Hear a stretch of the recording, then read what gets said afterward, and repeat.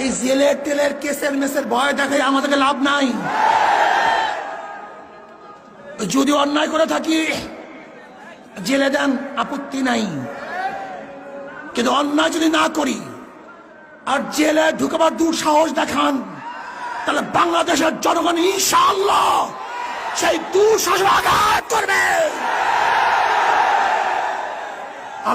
ইনশাআল্লাহ। কি কথা ঠিক না? যেই দিন এই হাতের মধ্যে হ্যান্ডকাপ লাগবে অন্যায় হবে, সেই দিন বাংলাদেশের জনগণ এই হ্যান্ডকাপে ছিঁড়ে ফেলবে ইনশাআল্লাহ। বাচ্চা পালাইতে পারে, শিয়ালের বাচ্চা পালাতে পারে,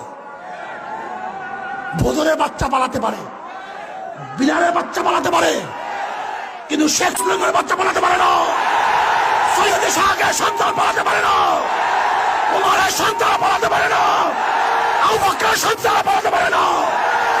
মারা যাব, শির উঁচা করে মরবো,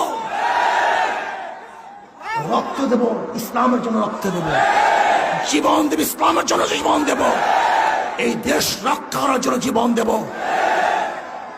সাম্য, মানবিক মর্যাদা, ন্যায় বিচার প্রতিষ্ঠা করার জন্য প্রয়োজনে রক্ত দেবে ইনশাআল্লাহ।